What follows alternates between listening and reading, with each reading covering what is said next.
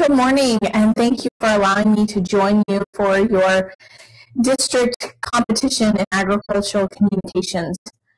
Today we're going to talk about a topic that should be vitally important to each of you. We're going to start referring back to a song, Who's Gonna Fill Their Shoes? Perhaps some of you have heard about it. It's a song reflecting on who's going to fill the shoes of country music greats. I have my own concerns about shoes to fill, but they aren't necessarily related to country music, but more importantly, in the agricultural education classrooms across Kansas. We are in a situation of a dire shortage of agricultural educators. And my question to you is, who's going to fill their shoes? First, let's talk about the situation at hand. Feel free to agree or disagree with any of these statements. How many of you believe agricultural education provides a bright future for students? Hopefully, some of you truly believe this.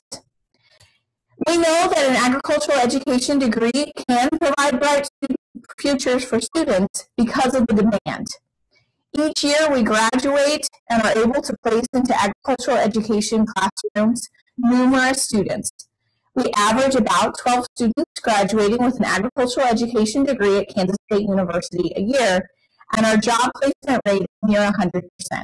That's not something that you can find in just every major, and definitely one way that we can prove that an agricultural education degree can provide you a bright future. Another statement to think about. To be a great agricultural teacher and FFA advisor, did you have to come through an agricultural education program? What we know from our experience is the truth is you didn't. Although, remarkably, it does provide a very sound foundation if you have some personal experiences through agricultural education. We definitely know that we have some very strong teachers who didn't necessarily come through an ag ed program. Don't fear looking beyond our agricultural education classrooms to find our next great teachers.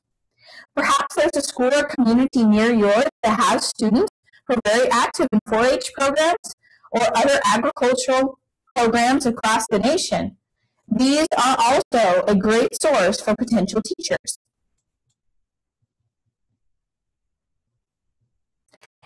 Communities should be concerned if they're in need of an agricultural education teacher.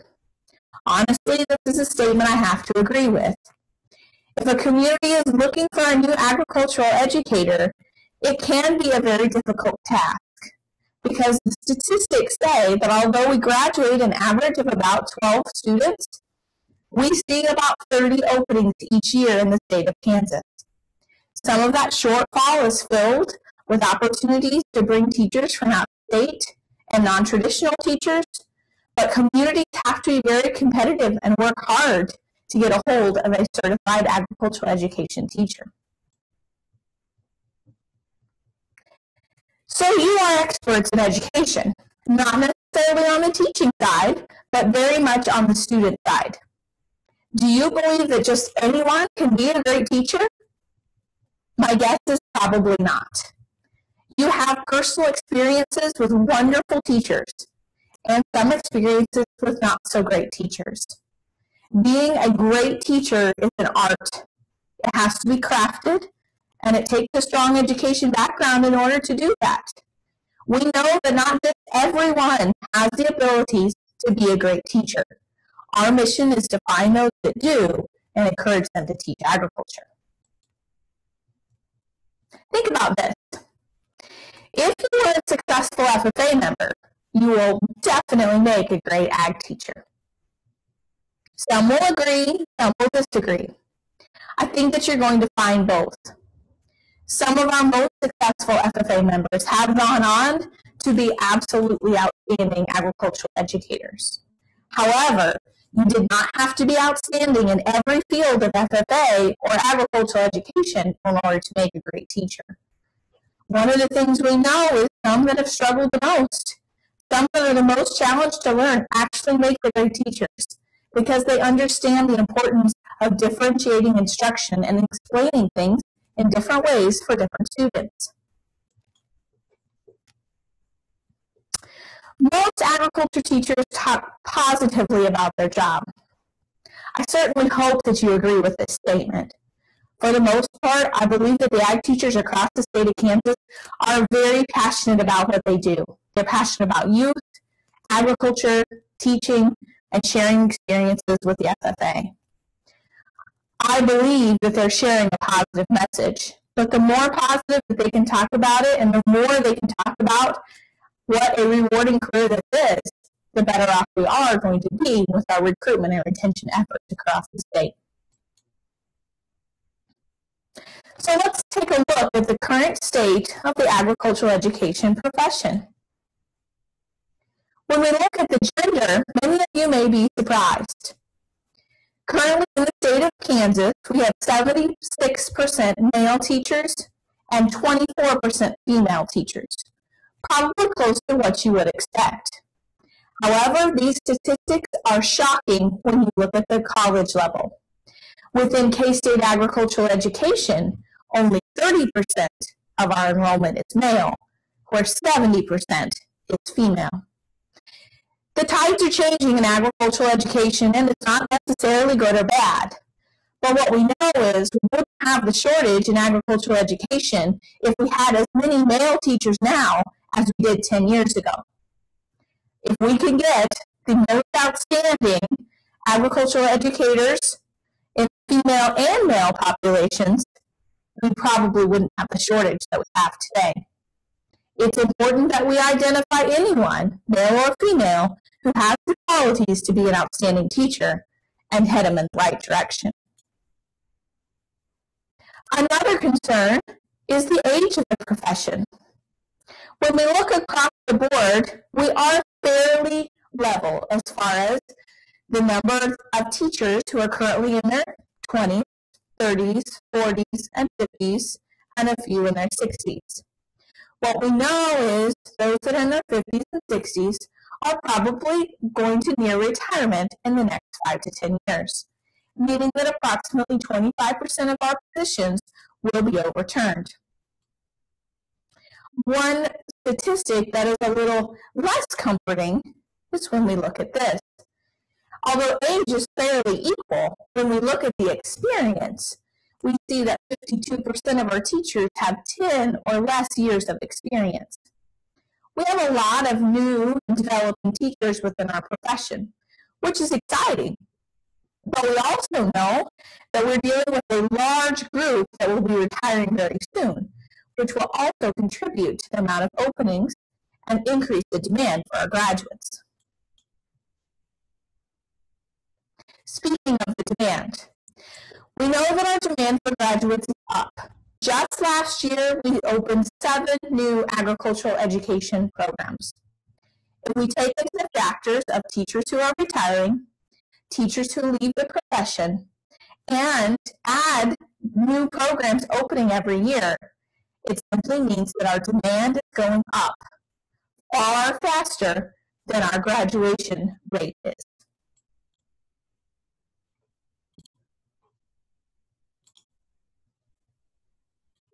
When we look at our graduates, one of the most exciting statistics for K-State agricultural education is the percentage that are choosing to teach.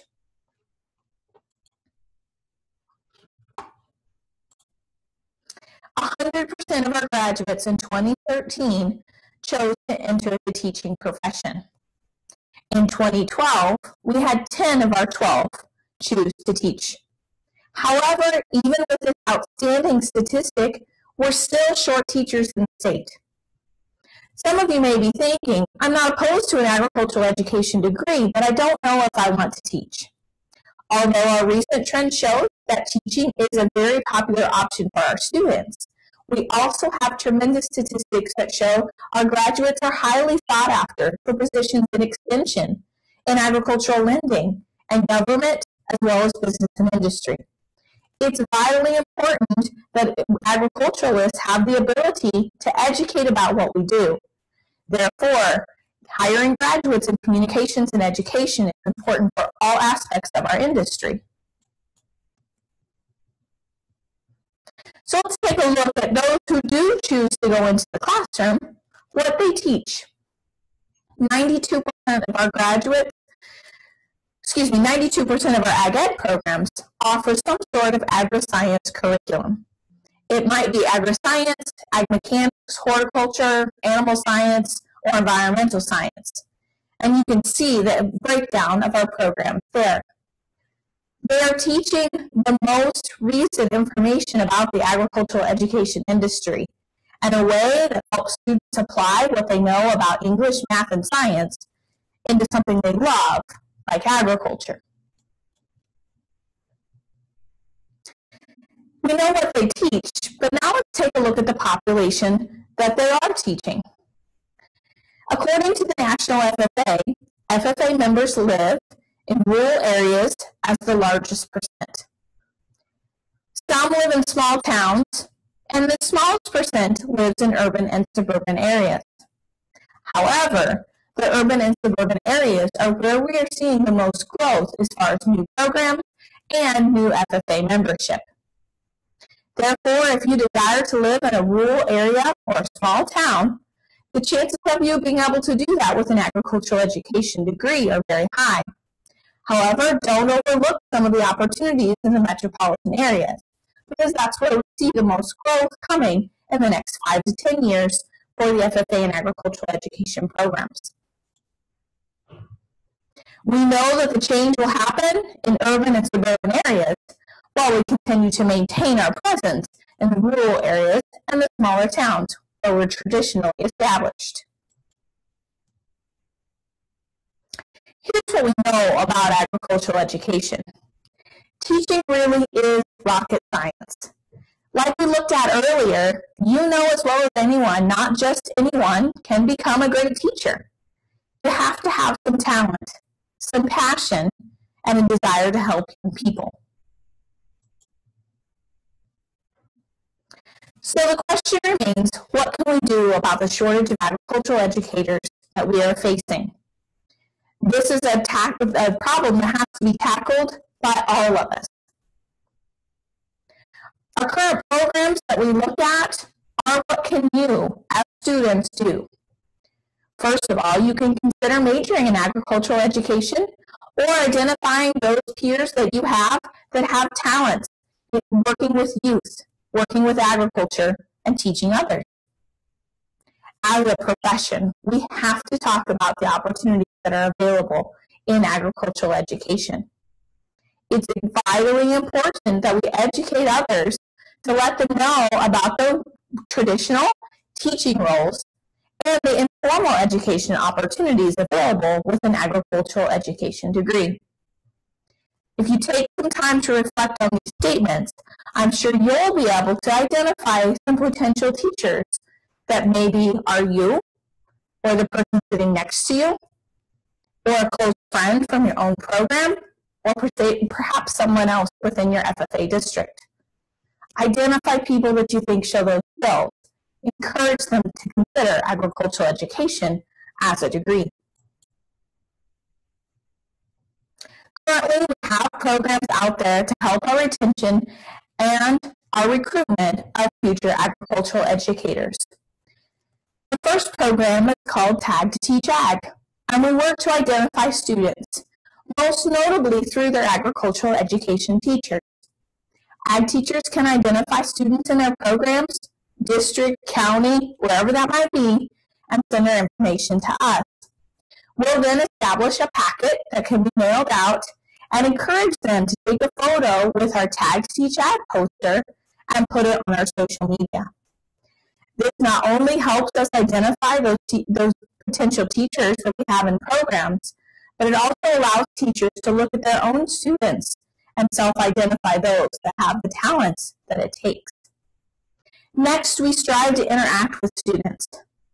We provide personal notes to admitted students and anyone who comes on a visit to the agricultural education program at Kansas State. We try to identify those who are outstanding in the agricultural education programs by sending congratulations notes to students who have done outstanding in career development events, leadership events, and through the National FFA Scholarship Program. We want to connect with students. Hopefully, you've already seen us at a district and state FFA event. We may have a booth, we may be talking to the ag teachers, or circulating around after you finish your CDE. We also try to attend state-level 4-H events and strive to visit at least 5 community colleges each fall. This allows us to not only be here at K-State, but present around the state, trying to actively identify future teachers and encourage them to consider agricultural education at K-State. What might be our most important role, however, is to work to retain our students. It's important to us that we serve as the advisor for every agricultural education student at K-State. Myself, Dr. Washburn, and Dr. Harpstride are the 3 faculty members here, and we work to advise every student who's enrolled in agricultural education. From the first day you enroll in April, June, or August, prior to coming in the fall, to the point that we teach all of the agricultural education classes, and we supervise all agricultural education interns as they're doing their student teaching. We want to make sure that we have a commitment to the program and a commitment to our students. We're also willing and open to adapt the program to your individual needs. Many of our students, upwards of 70%, will not only get an agricultural education degree, but will also seek a minor, many of which are in animal science or agronomy, some of which are in leadership or international studies or agribusiness. We work with our students individually to do our best to tailor their degree to not only what they need, but what's going to help them best in the job placement market. So we encourage you to get in touch with us. Take a look at the Tags Teach Ag program, follow us on Twitter, and follow us on Facebook. We want to help you educate others about the opportunities in agricultural education. Whether you believe that the place for you is returning to the family farm, working in agricultural mechanics as a welder, attending a 4-year degree, majoring in education, or agriculture, we would encourage you to take a look at the opportunities in agricultural education. But regardless of what you choose to do as your career, become an advocate for what ag ed is. Because for many of you, it played a vital part in your high school career and beyond. You don't have to be an ag teacher to be an agricultural education advocate. So think to yourself, if your ag teacher was no longer able to be in your program, how can you help who will fill their shoes? Thank you for your time. We'll now open it up for a question and answer session. I have a few questions who were sent to me. The first question requested the contact information for our program. We're located at 301 Umberger Hall, Kansas State University, Manhattan, Kansas, 66502. I can be reached via email at bdis@ksu.edu, and my phone number on campus is 785-532-1175. The next question that was sent in was, what is our retention rate within the agricultural education major? This is a great question, and one of the things that we see happening a lot within our program is a whole lot of movement. We have people coming into our major, people leaving and choosing a different major all the time. And although it seems like these numbers would be very solid, they're actually extremely fluid. Right now, we're running at approximately 70 students in the agricultural education program. Numbers projected for next year as far as our admit rates are high, so we hope that we will be growing in the next year. Our retention rate for students we don't have necessarily with us, but we are very competitive with across the College of Agriculture. The next question that was sent in was, how many years does it take to complete an agricultural education degree? This is a great question and one that has several factors. As we're working to get you an agricultural education degree, we're also working to make sure that you get a teaching certificate at the same time. Therefore, the flexibility of our program is not as great as others. However, a high percentage, as much as 70 to 80% of our students who come to us as a freshman will graduate in 4 years and not only get their bachelor's degree in agricultural education, but also their teaching certificate. Our completion rate changes a little bit when we look at our transfer students. A high percentage of our transfer students, as much as 70 to 80%, will take 5 years to complete their program. Much of this is due because there are many transfer classes that they have taken that don't necessarily count towards the agricultural education degree. One of the things that we've worked on as faculty is to work on dual advising of our students. So when we know that there's a student at Allen County Community College, we can begin working with them as a freshman. Each semester, we can take a look at their schedule to make sure that every class they're taking will transfer to K-State and apply towards an ag education degree. Sometimes they're just going to want to take classes that don't necessarily work towards the degree. We definitely support that, but we want them to make that decision before they enroll in the course. We're working very hard to make that statistic better, and through dual advising, that is improving, but we do see a higher percentage of our students going to 5 years of completion if they are transfer students. With that being said, we have a large core of transfer students. Another question that was sent in was what percentage of our students are transfer students? We are at approximately 48% right now, and we are really close to 50% consistently over the last 3 years of having about half of our students are transfer students and half of them came to us for a 4-year program. We're seeing an increase in our percentage of students who come to us from out of state. I currently advise students from Nebraska, Illinois, Iowa, California, and many states beyond that. It's very exciting to see them coming to Kansas, and we also see many of them have a desire to stay. So that's exciting as well. With no further questions, thank you very much for allowing me to be present at your career development event today. If you have any additional questions, please feel free to contact me at K-State Agricultural Education Program. And again, my email, bdis@ksu.edu. Have a great day.